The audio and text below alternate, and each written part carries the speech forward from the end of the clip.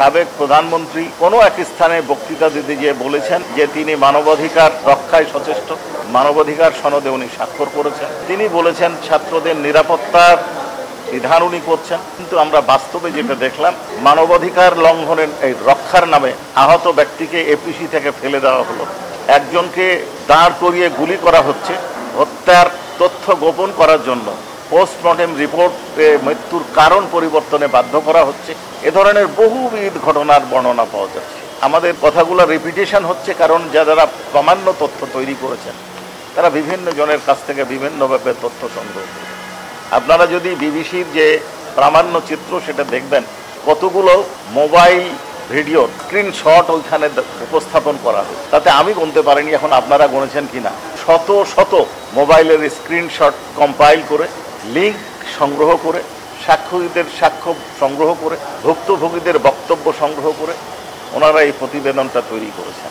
এই প্রতিবেদনে যেটা দেখা যাচ্ছে যে আবু সাঈদের যে মৃত্যু দিয়ে, হত্যাকাণ্ড দিয়ে যে আন্দোলনের সূত্রপাত, সেই আন্দোলনকে দমন করার জন্য তার মৃত্যুকে হত্যাকাণ্ড পুলিশ কর্তৃক নয়, ভিন্ন ব্যক্তি বা আন্দোলনকারীরা কর্তৃক তা প্রমাণের জন্য একটা মিথ্যা মামলা দায়ের করা হয়েছিল এবং মাথায় আঘাত মর্মে, অর্থাৎ মাথায় আঘাতের কারণেই তার মৃত্যু হয়েছে এই মর্মে রিপোর্ট প্রদানের জন্য ডাক্তারকে বারবার বাধ্য করার প্রচেষ্টা চালানো হয়েছে, তাকে লোভ দেখানো হয়েছে। তারপরে তার ফ্যামিলিকে জোর করে গণভবনে নিয়ে আসা হয়েছে, তাদেরকে টাকা দেওয়া হয়েছে, টাকা অর্থাৎ সঞ্চয়পত্র দেওয়া হয়েছে, যেন লোকজনের কাছে মনে হয় আবু সাঈদের বোনের উক্তি সম্ভবত আপনারা দেখেছেন যেটা আপোষ হয়েছে। এটা একটা বর্ণনা আপনারা দেখেছেন। আর একজন ভিকটিমের বোন যিনি এই মামলার সাক্ষী দিয়ে গেছেন, তার বক্তব্য আপনারা দেখেছেন যে আমি যাইনি, কেন যাব, আপোষ কার সাথে, কি ক্ষতিপূরণ দিবেন, কান্নার ক্ষতিপূরণ দিতে পারবেন উনি, এই বক্তব্য আছে। আর একজন ডাক্তারের বক্তব্য আপনারা দেখেছেন, অন্তত 6টা গুলি ওপর থেকে নিক্ষেপ করা হয়েছে, অর্থাৎ হেলিকপ্টার থেকে আক্রমণ করা হয়েছে। যেই হেলিকপ্টার ব্যবহারের বক্তব্য আমরা শেখ হাসিনা, ফজলে তাপস, শেখ হাসিনা এবং হাসানুল হক ইনুর বক্তব্যের মধ্যে আমরা শুনতে পাই।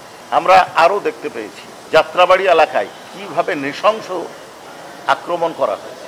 আপনারা বা অনেকে এই আল জাজিরার যে প্রতিবেদনটা দেখবেন, তার পরে আওয়ামী লীগ নেতার নাম উল্লেখ না, একজন উদ্ধৃতি দিয়ে বলা হয়েছে তারা গুলির নির্দেশ দেননি, গুলি করেননি।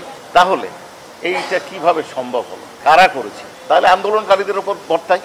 আপনারা দেখেছেন সেনাবাহিনী চলে যাচ্ছে, পুলিশ পেছনে আছে, ছাত্র জনতার সামনে আছে, কোনো সেনাবাহিনীর কারো গায়ে চট, থাপ্পড়, ইট, পাটকেল কোনো নিক্ষিপ্ত হয়েছে কিছু? পেছন থেকে গুলি করা হচ্ছে। গতকাল আপনারা দেখেছেন গ্রেনেড নিক্ষেপ করা হচ্ছে। উনি বলছেন আমি মানবাধিকার রক্ষায় সচেষ্ট। আর এই 15 দিন উনি আরও ক্ষমতায় ছিলেন 18 তারিখের পরে। কার বিরুদ্ধে কি অ্যাকশন নেই? কারো বিরুদ্ধে অ্যাকশন নেই। আবু সাঈদের বোনের বক্তব্য শুনেছেন যে তদন্ত কি লাগবে, দেখা যাচ্ছে পুলিশ গুলি করছে। হ্যাঁ, তদন্ত লাগতো, কি তদন্ত? তদন্তে ভিন্ন খাতে প্রবাহিত করে বলা হতো ওই যে একটা মিথ্যা মামলা দায়ের করা হয়েছিল, কি যে আন্দোলনকারীরাই আবু সাঈদকে হত্যা করেছে। এই তদন্ত উনি করার ব্যবস্থা করেছেন। সারা দেশের 41টা ডিস্ট্রিক্টের 438টা স্পটে গুলি করে মানুষ হত্যা করা হয়েছে। যেই বক্তব্য তদন্তকারী কর্মকর্তা আজকে তার বক্তব্যের শুরুতে দিয়েছেন। এটা আমি আগেও বলেছি যে আমরা 47 পরবর্তীকালে তথ্য পেয়েছিলাম আরও বেশি, 50টি জেলার বেশি জেলাতে মারণাস্ত্র ব্যবহার করা হয়েছে, যে গুলি করা হয়েছে আন্দোলন।